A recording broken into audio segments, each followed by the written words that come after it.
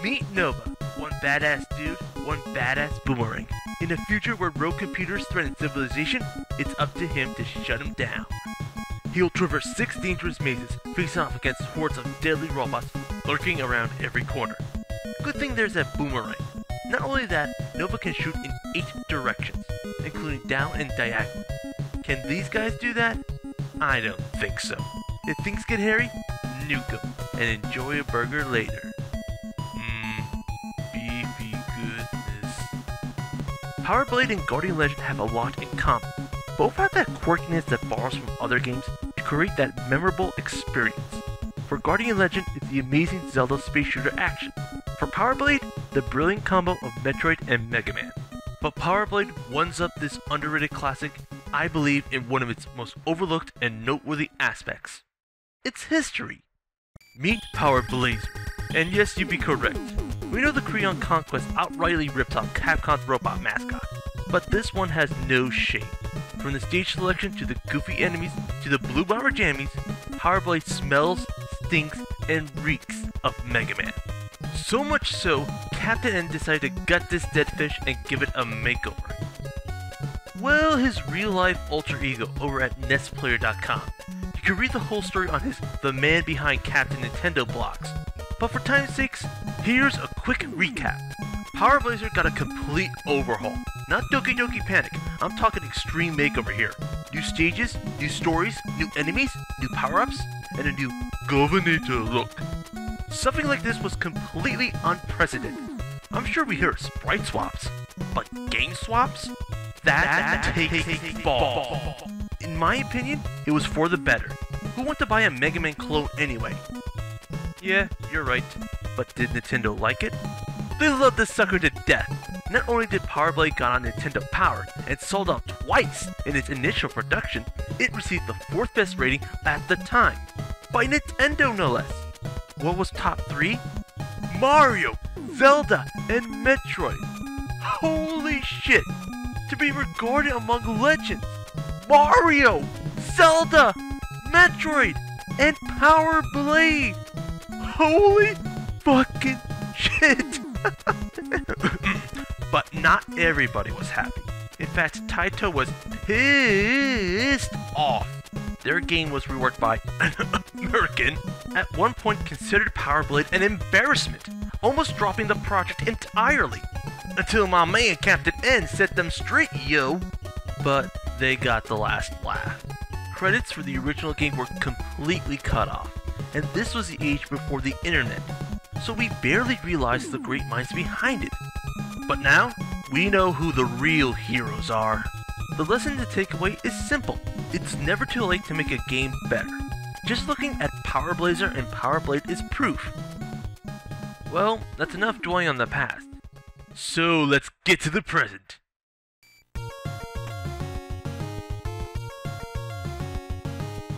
Power Blade has a lot. Plenty of action, great music, lively graphics, and more importantly, bigger levels. So think of it as Metroid's Arnold-loving, robot-obsessed little brother. Like in Metroid, there's more than one path to the boss, so there's a whole lot to explore, and a whole lot of ground to search. And I do mean search. Cause the boss door won't open without a keycard held by your fellow agents hidden somewhere else. So every stage has 2 goals. 1. Find your contact, retrieve the card. 2. Find the boss and beat them within the time limit. Simple, right? Fair warning, don't bother going for those seamlessly deceptive shortcuts riddled throughout the stage. They're red herrings, they're impossible to cross, and all they do is suck up time. Trust me, I've tried. To tell you the truth, I like it. It's one of those subtle quirks that shows developers going the creative mile to make their games great, and that's a big plus in my book. Kudos, Captain N. Can it get more awesome? Oh hell yeah! This is the Power Blade. Here's a little math lesson for you. Badass dude plus upgrade equals holy shit, it's the Terminator!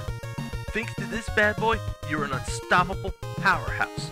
No foe or machine can stand against your sonic booms of death.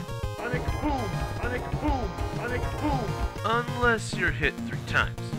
Okay, it's not Superman. You're a damn beast no matter how you slice it. A little exploration is necessary, but it fits into the Metroid motif so well. Beyond that, Power Blade is a relative cakewalk, all things considered. The bosses are basically pushovers. Well, most. Energy tanks and power-ups aren't too hard to get.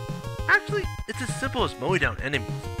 The only problem is Nova's jump doesn't go as far as you think, and this will lead to many unnecessary pitfalls, so watch your step. And yes, there's an expert mode, clocked at less than half the time, and you sort of bounce back upon damage, so be careful on those narrow ledges. But nothing's really changed.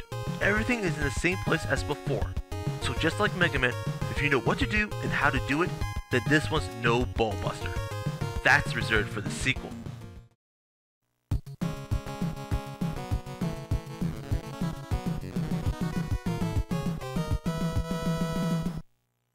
In 1992, Nova returns for a new adventure on the NES, in Captain Saber for Japanese, and Power Blade 2 in the US. But let's call it for what it really is, Power Blazer 2. The levels are fewer, the graphics look downgraded, the passwords are crazy, and the music? Listen for yourself.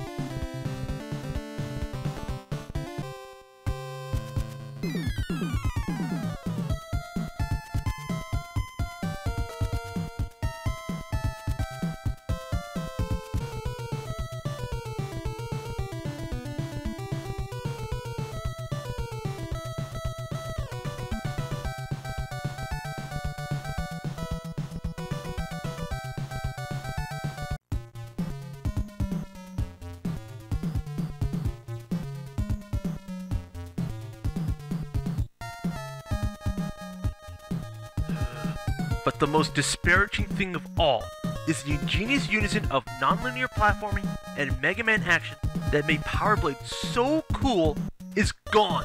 Finito. Kaput. Sure, Nova can slide and scroll through a useful arsenal, but it only exemplifies the tragic irony here. Power Blade was a game developed from a ripoff, not to be a ripoff, only to be turned into a ripoff later.